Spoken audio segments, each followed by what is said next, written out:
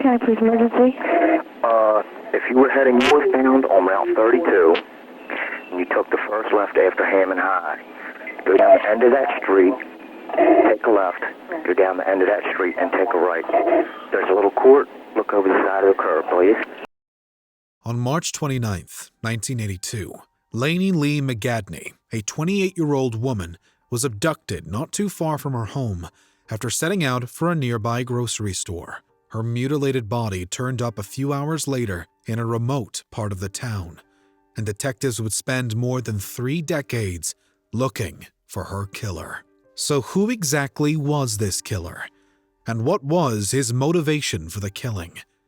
Did he know Lainey personally? Hi, and welcome back to Mysterious Hook, friends.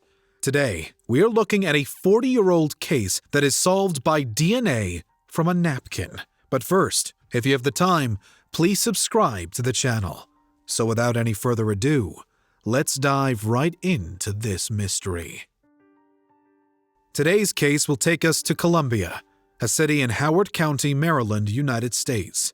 Located southwest of Baltimore and northeast of Washington, D.C., Columbia is a family-oriented community with a variety of attractions, parks, recreational facilities, shops, restaurants, and entertainment venues. It boasts of a population of more than 100,000 people, and it is considered one of the best places to live in Maryland due to its high quality of life and robust economy.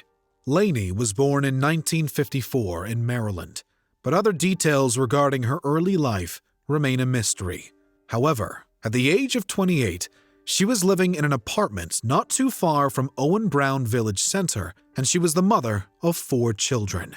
It's not clear who the father of her children was, or whether they were together in the spring of 1982 when her life was brutally ended. Lainey's oldest daughter, Katrina McGadney, described her mother as being a quiet woman who loved her children and put in all her effort to provide the best for them. If there was something else Lainey also enjoyed doing, it was walking. Most of the time, she would walk to where she was going, rather than take a bus or taxi.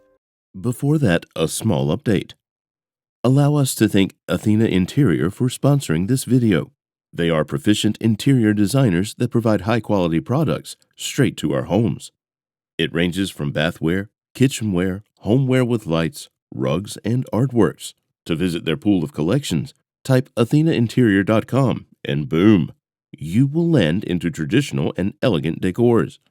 In addition to the vast collection, they also have professional customer service for listening to our concerns. Now, coming back to conclude the case. Perhaps she did this to stay fit, or maybe it was a habit she had gotten used to, or it could just have been to save money as a single mother supporting 4 children. But one day, the walk she took would be her last, and she never returned home.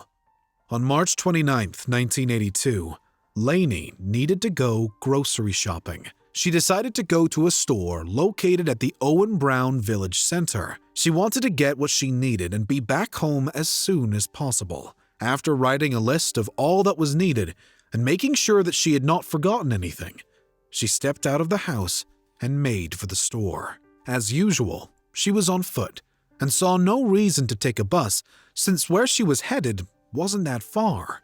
It was a good day. The weather was fair, and there was no sign of rain. It seemed like just another regular day, but she had no idea that it would be her last on Earth. As she walked along Oakland Mills Road, a brown Ford LTD suddenly stopped beside her. She was a bit alarmed but continued walking, perhaps believing that whoever was behind the wheel had had too much to drink. In a matter of seconds, the driver of the vehicle stepped out and, much to her surprise, he walked up to her. He was a white male with long hair and he had on a bandana. The strange man ordered her to get into the vehicle, but she remained where she was and stared at him. When he saw she was not obeying, he grabbed her and pushed her inside the vehicle. Her screams did not go unnoticed by those that were in the vicinity at the time, but no one was able to help her. The strange man who had abducted her got into the driver's seat of the vehicle and zoomed off. That would be the last time anyone saw Laney alive. A few hours after this occurred, Howard County Police received a call from an unknown individual. The individual did not state the reason why he had called, but instead provided them with detailed directions to a location. Here is the recording of the mysterious call. Howard County Police emergency. If you were heading northbound on Route 32, and you took the first left after Hammond High, go down the end of that street, take a left, go down the end of that street, and take a right. There's a little court. Look over the side of the curb, please. Before the operator could ask the caller any questions, he hung up. The police had a turn-by-turn description of a place they were familiar with, but they had no idea if something bad had happened there. However, they decided to look into it rather than turn a blind eye. In no time, officers had gotten into their vehicles and were on their way. A few minutes later, they arrived at the location that had been described by the caller. It was a wooded area, and there were no signs of life anywhere. Due to this, the officers began to suspect that the call from the unknown man had been a prank. As far as they could see, nothing seemed out of place. Only the occasional call of birds and the rustling of leaves broke the silence. There was a piece of land nearby that looks deserted from a distance, but officers decided to check it out to make sure they were not missing anything. On reaching there, they saw something they were not expecting. The body of a woman was sprawled on the ground, and she was covered in blood. A small pool of blood had also formed around her. When officers moved closer, they realized that she had several stab wounds to her body, and her throat had also been cut open. They could hardly hide their shock at the discovery. A dead woman was the last thing they had expected to find in such a place. Apart from the body, the lot was empty, and there was nothing significant that gave a hint as to what exactly happened to the woman. The only item laying around was an abandoned napkin, which the officers presumed belonged to the dead woman. Paramedics were called to the scene, and the body was transported to the hospital. When it was finally identified, it turned out to be Laney, who had been abducted earlier on her way to get groceries. Autopsy results revealed that she had died from multiple stab wounds, and in addition to this, that she had also been sexually molested. Her family were heartbroken by the news of her death, and they wondered who would have done such a cruel thing to her. All I did was cry and ask, I wanted to know why, Katrina said of her mother's death. What did she do that was so wrong that she deserved what she got? She added. Detectives immediately began an investigation to determine exactly how Laney had met her end and who the person behind the killing had been. When they asked around, they learned from eyewitnesses about how she had been forced into a vehicle by an unknown man. A description of the man was given to the police by those who saw him. Detectives knew that the person they were looking for was a white man with long hair, but apart from that, there was nothing tangible that could help them successfully identify him. Then, there was also the mystery caller to think about. Detectives knew that if they could find and talk to whoever it was, he might be able to provide answers to some of the questions they had, but they did not know where to begin looking for him.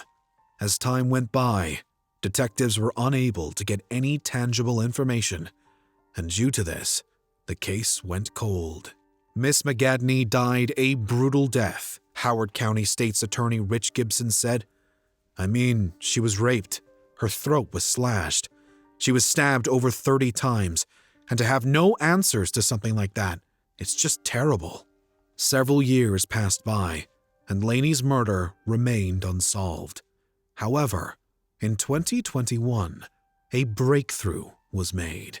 Detectives occasionally examined the case to see if any new leads could be identified, and during one of these reviews, a detective discovered that one of the items that was collected from the murder scene back in 1982 was the napkin that they had assumed was Laney's. Not much attention had been paid to the napkin over the years because it seemed like an insignificant piece of evidence. However, an idea struck the detective.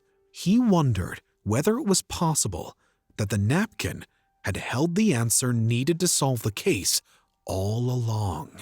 And due to this, he decided it was best to test it for DNA. The napkin was sent for testing at the lab, and a few months after this, the result was out.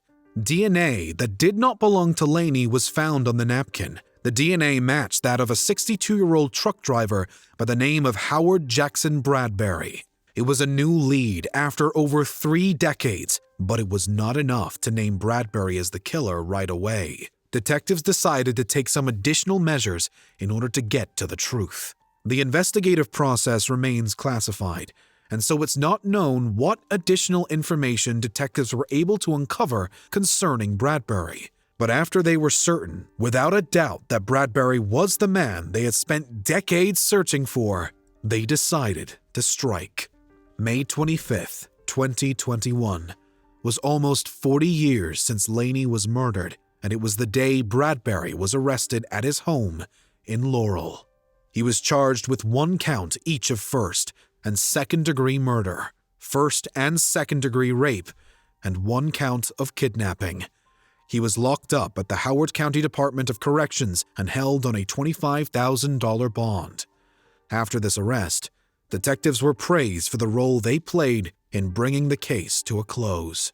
We hope that after nearly 40 years, Laney McGadney's family can have some kind of peace with this arrest. Howard Police Chief Lisa Myers has said in a press release, "Nothing will ever erase the pain of losing a loved one in such a violent and tragic way. Our cold case investigators are committed to bringing justice for victims and families, no matter how much time has passed," they added. Laney's surviving family members were also relieved after hearing about the arrest. They, however, remained saddened by the fact that Laney had not lived her life to the fullest. "She has a lot of grandchildren she never met," Katrina said to the media. "Whatever you do in the darkness will come to the light," she added. In July 2021, during a court hearing, Bradbury entered an Alford plea to second-degree murder. An Alford plea allows a defendant to maintain his or her innocence but acknowledges that there is sufficient evidence to secure a conviction. On January 5, 2023, Bradbury was sentenced to 25 years in state prison for the abduction, sexual assault, and subsequent murder of Laney. In a press release after this, Howard County State's Attorney Rich Gibson had the following to say: "The brutal murder of Laney Lee McGadney fractured her family beyond repair, and for 40 years there were very few leads in the case, with no one being held responsible for her senseless killing. I want to thank Howard County Police and our prosecutors for working so diligently on this case. We know today's sentencing cannot bring back the matriarch of this family, but we do hope it provides some much-needed closure for her 4 kids, 22 grandchildren, and 4 great-grandchildren, knowing Bradbury will spend the rest of his life in prison for the innocent life he took and the heinous crime he committed. Bradbury might end up perishing in prison, but the hurt he has caused Laney's family will stay with them for a long time." But why do you think Bradbury carried out the crime in the first place? Had he and Laney known each other, or was this a random attack? Let us know your thoughts in the comments section. Don't forget to like, comment, share, and subscribe.